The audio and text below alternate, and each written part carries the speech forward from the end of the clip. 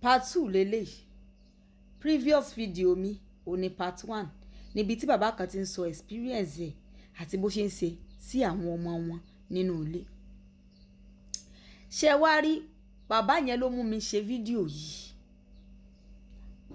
Bàbá alálùbáríkà mọ̀ pọ̀ láyé gan.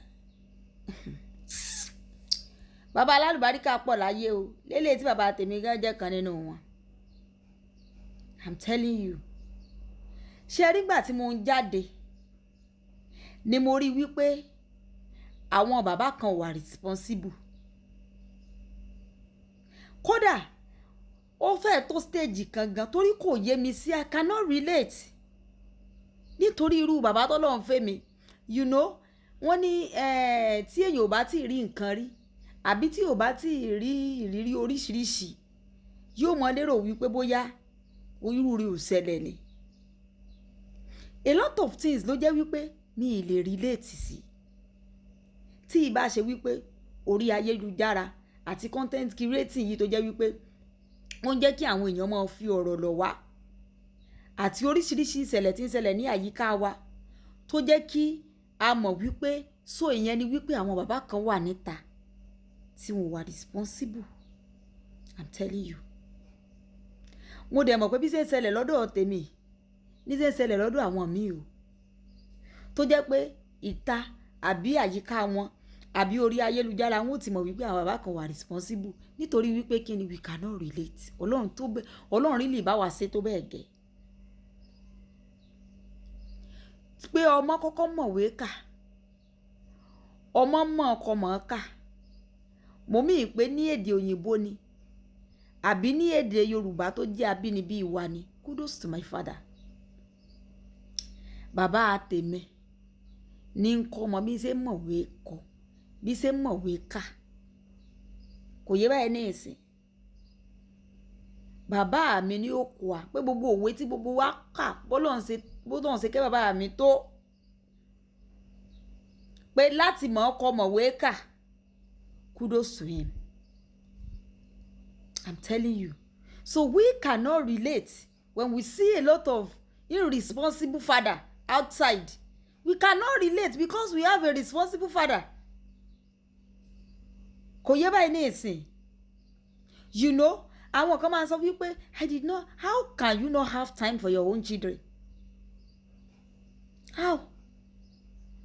Ṣé ẹ believe wípé àwọn bàbá kan wọn ò sí ní orílẹ̀-èdè tí àwọn ọmọ wọn wà papọ̀ and they are responsible? Because àwa máa lérò wípé torí wípé àjọ wà ní torí wípé kinní kan ni àwọn bàbá kan wọn ò sí ní orílẹ̀-èdè kan náà pẹ̀lú àwọn ọmọ wọn àwọn ọmọ wọn dẹ̀ mọ̀ wọ́n as a responsible father. A tó bọ̀sìn wọ tó ń sùn tẹ́gbẹ́ ìyàwó rẹ̀ àtàwọn ọmọ rẹ̀ ní gbogbo ìgbà tó wà responsible. You know, mo máa ń sọ kinní kan and I do say it on my platform.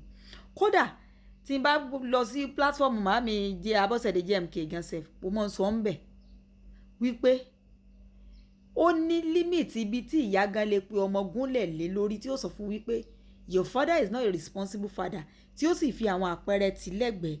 When you yourself as a child you know your father is a responsible father because these children can see it. I'm telling you. Ṣé bí tèmi lèmi ń sọ yìí?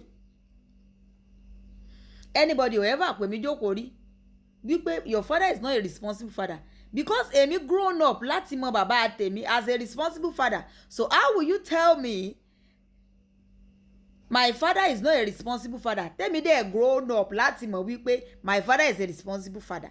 Kí ló fẹ́ fi convince mi? Kí ló fẹ́ fi convince mi? Kò yé báyìí ní ìsìn.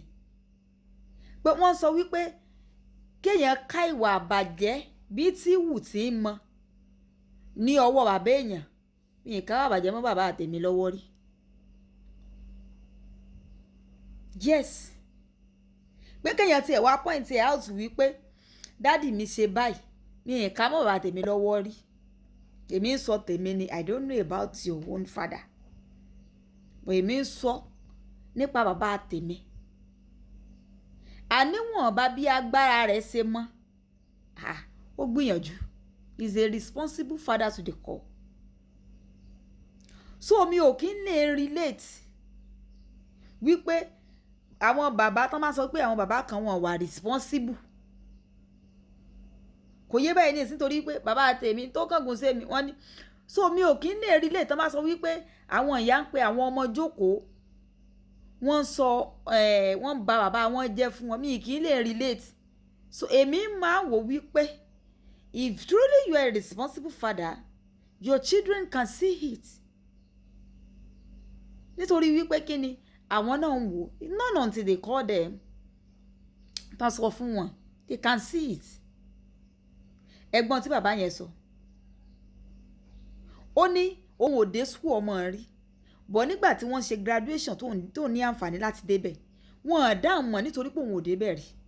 Bọ̀ nígbà tóun àti bàbá ọmọ kan táwọn jọ ríra táwọn jọ ń sọ̀rọ̀ ó wá ní kóun dárúkọ ọmọ òun pé òun máa mọ̀ nítorí wípé kí ni despite the fact pé àwọn ọmọ yẹn kéré bọ̀ tán bá ti délé wọ́n ń dárúkọ àwọn classmates wọn. Ṣebí bàbá tó bá ráyè tí ń bá ń bọ́ ọmọ interact ṣebí lọ́ mọ̀ dákọ̀ classmate rẹ̀ lójú rẹ̀. Bàbá tí ò gbọ́ páńkọ́ sọmọdé dákọ̀ classmate lójú ẹ̀. So despite the fact pé bàbá yẹn ò kí ń tẹ̀lé ọmọ lọ sí school ó mọ gbogbo classmate ẹ̀. Wọ́n ní bóun ṣe dárúkọ nìyẹn náà ní pé ẹ̀yin lànà wá ọmọ tèmi náà rèé mọ̀ dárúkọ ọmọ yín nílé. Ẹ̀yin ò ráyè sá. Even including weekend you want to go and gyrate with your friends. We do have father too, and they sacrifice for us. So if you are téèyàn bá wá wò wípé bóyá wípé kinní kan, no, àwa kan ò lè relate. Because when we are talking about discipline, péyàn discipline ọmọ, bàbá àti à ń discipline ọmọ. Péyàn dé ń kó ọmọ mọ́ra, ká sọ̀tàn, ká fi bíbélì ṣàkàwé, ká ṣe gbogbo ẹ̀, ó tún perfect láàrin náà. Péyàn wá ti wá wò pé bíbá ni dáàdì mi kù sí, a sì tún lè rí mú jáde náà. Nítorí gbogbo ìwà àbàjẹ́ tí àwọn èèyàn fi ń yọ yìí ní ìsìn tó jẹ́ wípé yóò mú kí ìyá gan kó lè mọ̀ sọ wípé ṣebẹ́ rí dáàdì yín, ẹbẹ́ rí dáàdì yín bí ṣe ń lọ ó di kí àwa ò kan ò lè relate.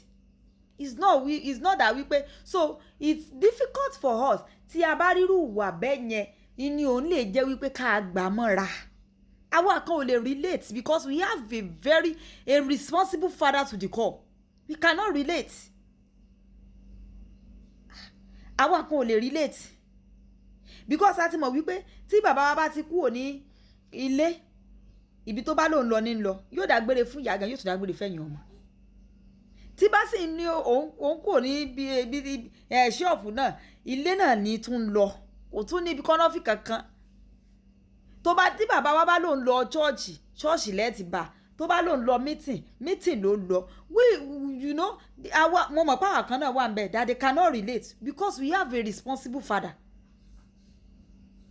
So it's very difficult for someone like me ni wọ́n wàá pè gúnlẹ̀ wọ́n wàá sọ pé bàbá ẹ̀ sọ báyìí tí mi ò dàgbà tó èjì tí mo dé náà tí mi ìkárú ẹ̀ mọ́ bàbá mi lọ́wọ́ rí rárá. Àfọmọ tó bá ya wèrè inú ayé ló kù. Àfọmọ tó bá ya wèrè ni ló yá kù. Alájìkẹ́rì iná ọ̀rọ̀ ìsítí ni ọ̀rọ̀ ẹ̀kọ́ ni àwọn olóye èèyàn yóò ti yàn. Alájìkẹ́rì iná ẹ bá ń like comment ẹ share ó dàbọ̀.